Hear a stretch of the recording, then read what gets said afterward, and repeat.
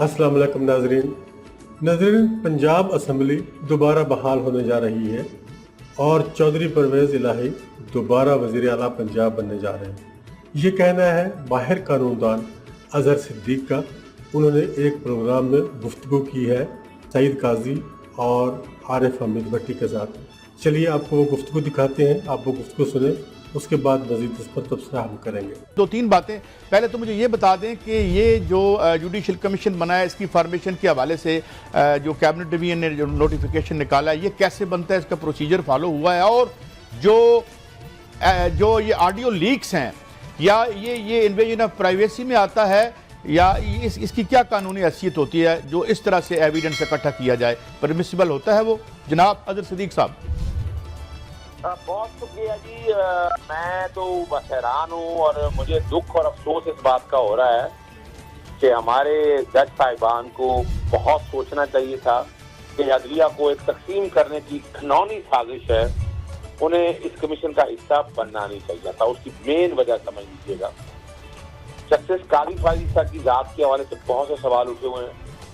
Justice Aamir Farooq साहब का पिछला जो उन्होंने इस्लामाबाद हाई कोर्ट के हवाले से जो मामला उठाए हैं वो बहुत सवाल उठे हुए हैं। तो वो एक बात नजर आ रही है कि ये शायद हुक्मरान अपने उस एजेंडे को पाया तकमील पे लाने के लिए वो जो तरीका कार तय किया उसमें वो काम, लेकिन ये भूल गए कि जस्टिस काजी फाजी साहब का केस था जिसमें इनकम टैक्स के डिपार्टमेंट को कहा था इंक्वायरी करने के लिए, इनकम टैक्स के डिपार्टमेंट को बाकायदा एसेट की इंक्वायरी करने के लिए, और वो सुप्रीम कोर्ट ने वो सेट असाइड कर दिया। वो कह दिया कि ये सिर्फ और सुप्रीम जुडिशल काउंसिल का काम है, आर्टिकल 209।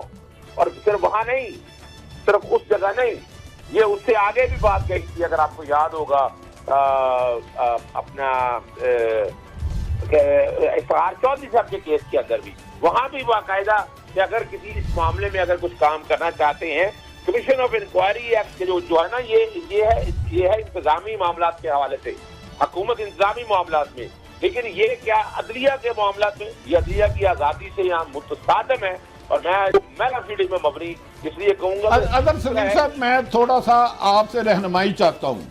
मोहतरम सुप्रीम कोर्ट के जस्टिस फायदी ईसा साहब, चीफ जस्टिस, ये मुझे ये बता दें, ये जो कमीशन बनाया गया है, आइन में आसान लफ्ज़ों में इसकी गुंजाइश है, हुकूमत के पास ये इख्तियार है कि चीफ जस्टिस की मर्जी के बगैर कमीशन बना दिया जाए एक ऐसे काम का जिसकी ऑडियो वीडियो बनाना चोरी है, गैर कानूनी है? कमीशन बना सकती है हुकूमत जो उन्होंने बनाया है? सवाल ही पैदा नहीं होता।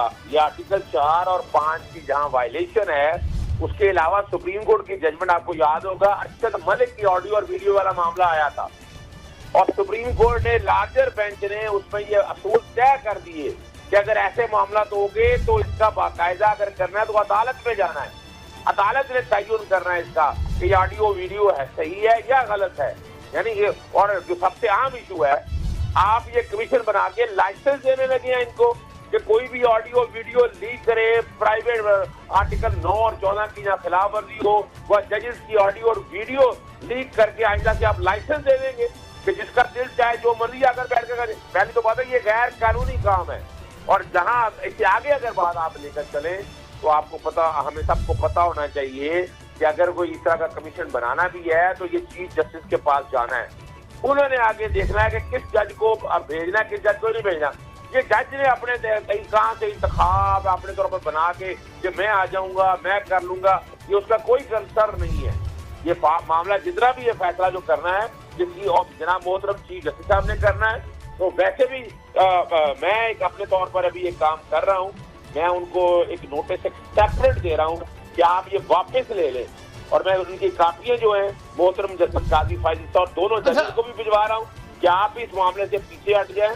ये अदलिया की ये बहुत बड़ी साजिश हो रही है, एक बदनीति पर अमली काम। अच्छा अज़हर साहब, एक तो आपने ये रहनुमाई फरमाई कि ऑडियो लीक करना ही जुर्म है, किसी की रिकॉर्ड करना प्राइवेट लाइफ में।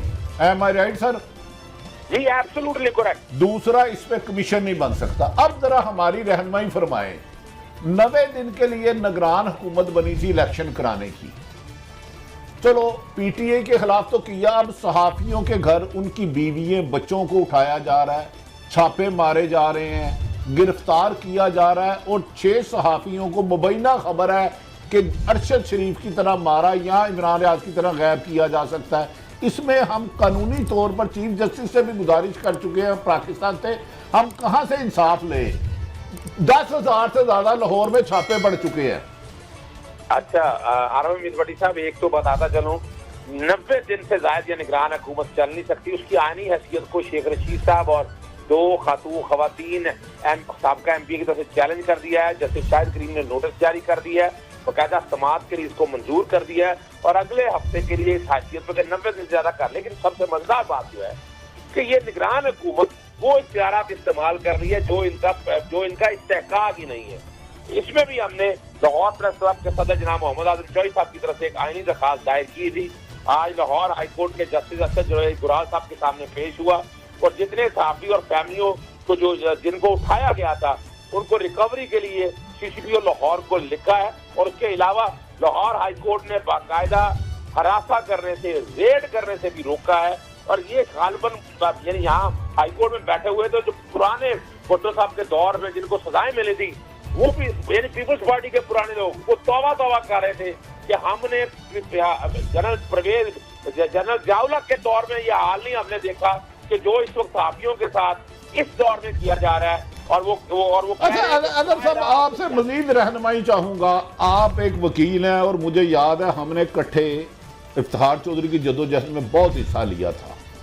جیسے آپ عدالت میں پیش ہوتے ہیں اسی طرح اگر کوئی ایونٹ ہوا ہے وہ نہیں ہونا چاہیے تھا جناب صاحب, ادھر جو صحافی گئے ان کے گھر میں چھاپے مارے جا رہے ہیں, گرفتار کیا جا رہا ہے اور IG عثمان انور صاحب غلط بیانی سے کام لیتے ہیں, نہیں کیا. کیا صحافی کا ایونٹ پہ جا کے رپورٹنگ کرنا جرم ہے قانون میں تاکہ ہم یہ چھوڑ دیں کام؟ دیکھیں یہ تو انہوں نے جرم بنا دیا ہے نا جی. آئین کا آرٹیکل 19 اور 19 سے پڑھ لیں, یہ آپ کا فنڈامنٹل رائٹ ہے, کہ عوام کا فنڈامنٹل رائٹ ہے کہ وہ رائٹ آپ نے ان کو دینا ہے, وہ چھینا نہیں جا سکتا رائٹ, جو مرضی ہو جائے. اور یہ اور بڑی مزیدار بات آپ کو بتائی کہ یہ جو ایویڈنس آپ لوگوں نے دی ہے اس ایویڈنس کی بنیاد پر تو اصل کلپریٹ کو پکڑ رہے ہیں. یعنی پھر تو دے ساری ایویڈنس واپس. کیوں ایویڈنس استعمال کی آپ لوگوں کی طرف سے دی ہوئی ایویڈنس جو آپ لوگوں نے بنائی ہے, جو آپ نے ویڈیو کور کی ہے, واپس ہے سارا, جس کی بنیاد پر جیو فینسی کی بنیاد پر آپ بدماشی میں تو لے آئے ہیں. اور صرف اس حد تک نہیں ہے کہ صرف جن کے نمبر آئے ہیں آپ اندازہ لگائیں ان کی فیملیوں کو اٹھا کر تشدد کر رہے ہیں. بھئی ان کا تعلق ہی اگر کسی کے بھائی کے نام پر نمبر ہے اس کو اٹھا لیا انہوں نے. اور یہ بدماشیاں جو ہے نا, یعنی یہ بنیادی حقوق کی پامالی جو اس دور کے اندر ہو رہی ہے, یہ جمہوری حکومتیں ہیں. 13 سیاسی جماعتوں کا ٹولہ ہے جو جن کا. اچھا اگر صاحب اس کے بعد قاضی صاحب آپ سے سوال کرنے میں بےتاب ہیں, ہم تھوڑی سی گزارش ہے. نگران حکومت خود کہتی ہے کہ گئی ہے کہ ہم الیکشن کرا ہی نہیں سکتے اور 90 دن کی بجائے 120 دن ہو گئے ہیں. ان کی آئینی حیثیت پھر ہے کیا؟ یہ خود تو الیکشن کرانے سے بھاگ رہے ہیں, 120 دن سے زیادہ ان کو ہو گیا ہے. تو ایسے میں اگر ان کے خلاف کوئی داد رسی چاہتا ہے تو کیا کرے؟ دیکھیں جیسے میں نے بتایا ہے کہ شیخ رشید صاحب کی طرف سے اور 2 خواتین MPA کی طرف سے درخواست دائر کر دی گئی ہے اور لاہور ہائی کورٹ نے باقاعدہ نوٹس بھی لے لیا ہے اور درخواست سماعت کے لیے منظور بھی کر لی ہے کہ 90 دن سے 1 دن سے زیادہ نہیں حکومت رہ سکتی ہے. آئین کا آرٹیکل 224, 112, 105 بڑا کلیئر ہے.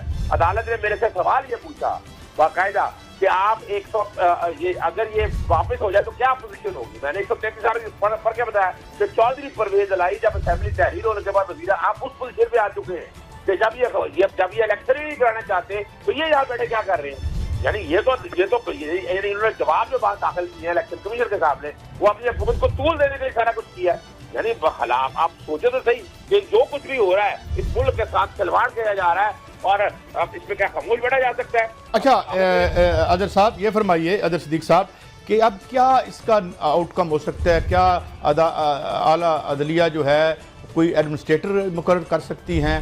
اس کو کیسے لیگل شکل دی جا سکتی ہے ممکنہ طور پر؟ دیکھیے جی, میں نے حکم امتناعی کی درخواست کے اوپر باقاعدہ جو میں نے کورٹ کے سامنے آرگومنٹ بنایا ہے جو ہم آئینی طور پر سمجھتے ہیں وہ چودھری پرویز الہی اس جگہ پر واپس آ جائیں گے. چودھری پرویز الہی جو ہے اس سیٹ کے اوپر واپس آ جائیں گے آئین کے آرٹیکل 131 کو سامنے رکھتے ہوئے.